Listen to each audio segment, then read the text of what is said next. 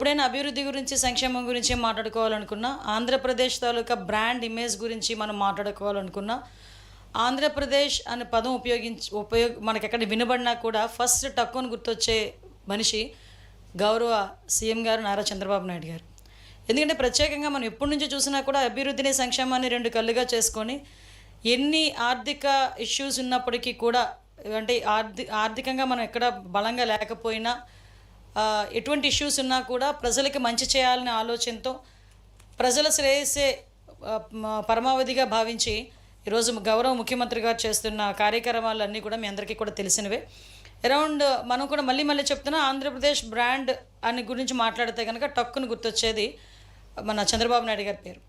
అటువంటి వ్యక్తి 14 నెలల ఈ జర్నీలో చూసుకుంటే అరౌండ్ ఒక పక్క నుంచి అభివృద్ధి, ఒక పక్క నుంచి సంక్షేమం, సూపర్ 6లో భాగంగా మేము చెప్పిన అన్ని అంశాలని కూడా పరిగణలోకి తీసుకొని ఈరోజు ప్రజలకు ఇవ్వాలనే ఉద్దేశంతో ఆర్థిక ఇబ్బందులు ఉన్నా కూడా సంక్షేమానికి ఎక్కడా కూడా ఇబ్బంది లేకుండా ఈరోజు ముందుకు నడిపిస్తున్న వ్యక్తి గౌరవ చంద్రబాబు నాయుడు గారు.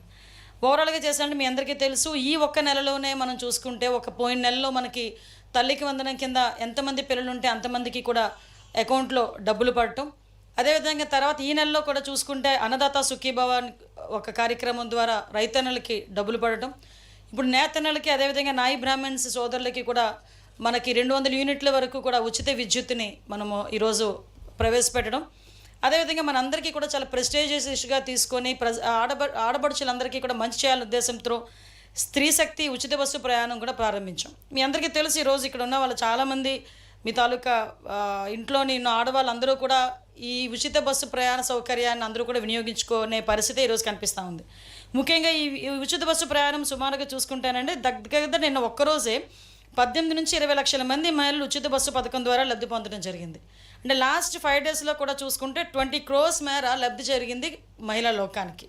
అంటే నేను ఎందుకు ఇవన్నీ చెప్తున్నానంటే, ఈరోజు మహిళా సంక్షేమం ఒకవైపు, ఒక పక్క పింఛన్లు ఇచ్చి కూడా ఎన్టీఆర్ భరోసా కింద ప్రతి ఒక్కరికి కూడా 4,000 రూపాయలు పింఛన్ అనుకున్నట్టుగా ఇవ్వటం, ఇవన్నీ కూడా సంక్షేమానికి పెద్దపీట వేసే విధంగా ఈరోజు గవర్నమెంట్ పనిచేస్తూ, అదేవిధంగా ఒక పక్క నుంచి అభివృద్ధి గురించి ఆలోచన చేసుకుంటే, ఒక పక్క అమరావతి నిర్మాణానికి, పోలవరం నిర్మాణానికి, ఆఖరికి గ్రామీణ స్థాయిలో రోడ్లకి, డ్రైన్లకి, ఇరిగేషన్ డిపార్ట్మెంట్కి ప్రతి ఒక్కటి కూడా అభివృద్ధి కార్యక్రమాలు ఒకవైపు, సంక్షేమ కార్యక్రమాలని ఒకవైపు నుంచి మనం చేసుకుంటూ ప్రజలు కూడా ప్రశాంతంగా ఉండే పరిస్థితి నుంచి ప్రశాంతంగా ఉన్నారు. ఎందుకని చెప్తున్నానంటే, ఇంతకుముందు లాస్ట్ 19 to 24 అండి, ఎవరైనా ఒక ఇద్దరు కూర్చొని మాట్లాడుకోవాలనుకుంటున్నప్పుడు ఏం మాట్లాడుకునేవారు తెలుసా?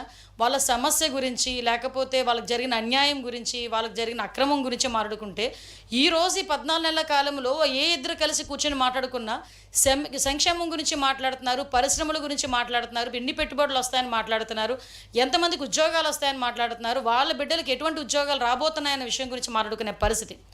దీన్నంతటినీ చూసి ఓవరాల్గా చెప్పాలంటే ఈరోజు ఒక ఎదురుదాడి చేసే ప్రయత్నం చేస్తున్నారు. ఎంత ఎదురుదాడి అంటే, ఈరోజు వైసీపీ తాలూకా సాక్షి మీడియాలో అవనియండి, వాళ్ళ తాలూకా సంబంధిత సోషల్ మీడియాలో అవనియండి, విషం చిమ్మే ప్రయత్నం చేస్తున్నారు. ఆ విషయం కూడా ఎలాంటి ప్రయత్నం చేస్తున్నారంటే, మీరు నిజంగా వాస్తవాలుగా ఉన్నట్టు కనుక మీరు మాకు ప్రొజెక్ట్ చేస్తే డెఫినెట్గా దాని మీద మేము ఏమి యాక్షన్ తీసుకోవాలా, లేకపోతే మేము ఎలా సర్దిద్దుకోవాలన్న విషయం మీద మేమైతే దృష్టి పెట్టేవాళ్ళమే.